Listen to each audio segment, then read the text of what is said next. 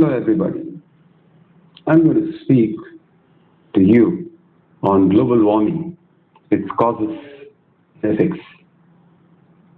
Let me first speak to you on the causes of global warming. First cause, carbon dioxide emissions from fossil fuel burning power plants.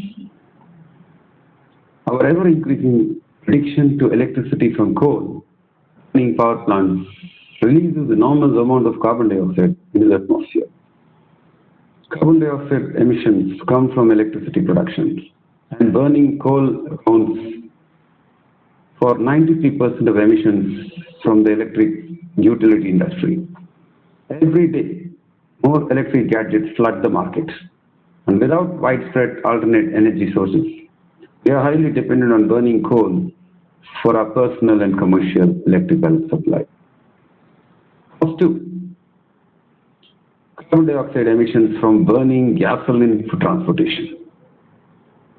A modern motor vehicles craze and people, an appetite for globally sourced goods is responsible for 33% of emissions.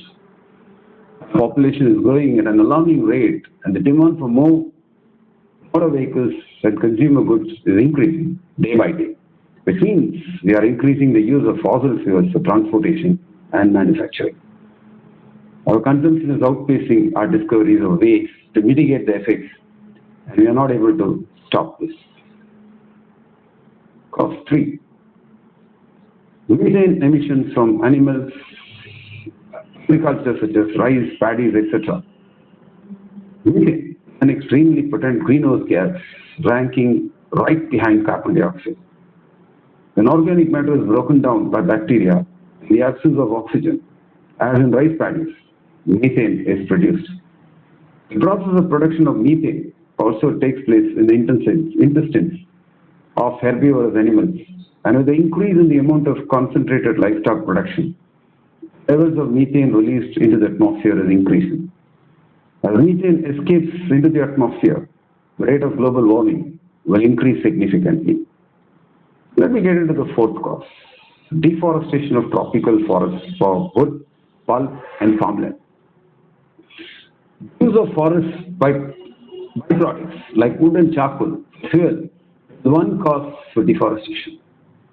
Our appetite for wood and paper industries, so paper products, the consumption of livestock based on what was formerly forest land, and use of tropical forest lands for commodities like palm oil plantations contribute to the mass deforestation of our world.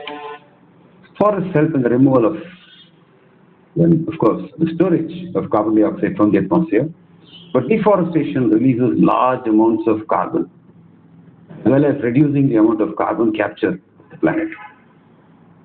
Last cause is the increase in use of chemical fertilizers on our croplands.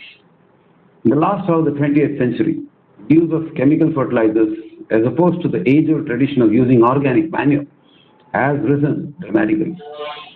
The high rate of application of nitrogen-rich fertilizers has effects on the heat storage of cropland, since nitrogen oxides have 300 times more heat-trapping capacity per volume of unit of volume than carbon dioxide. The runoff excess of fertilizers create dead zones in our oceans. In addition to these effects, high nitrate levels in groundwater due to over-fertilization are causes for concern in human health. Having seen the causes, let me elaborate on the effects of these on our Earth. The first effect is a rise in sea levels worldwide. Scientists predict an increase in sea levels worldwide due to the melting of two massive ice sheets in Antarctica and Greenland.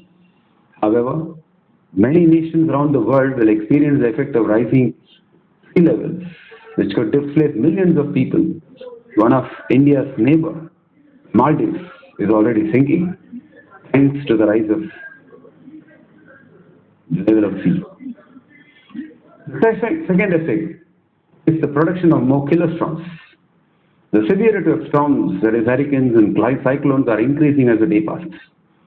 Scientists have come up with the firmest evidence so far. Global warming will significantly increase the intensity of the most extreme storms worldwide. The maximum wind speeds of the strongest tropical cyclones have increased significantly. The upward trend, to be driven by rising ocean temperatures, is unlikely to stop at any time soon.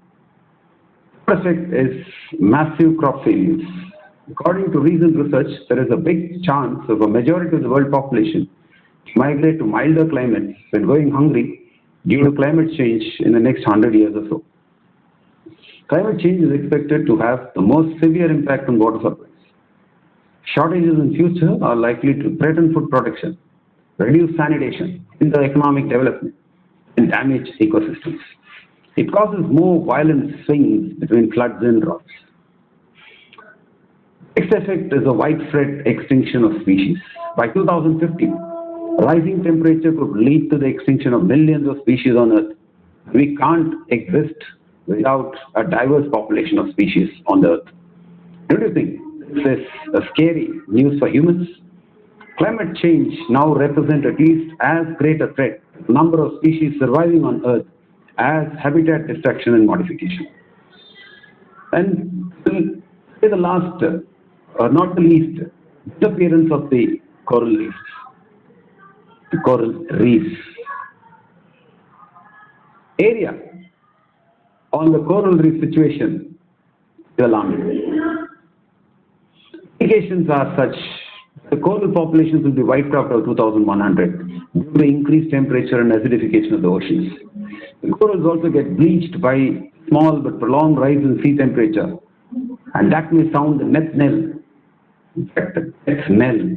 Many other species in the oceans that rely on coral reefs for their survival.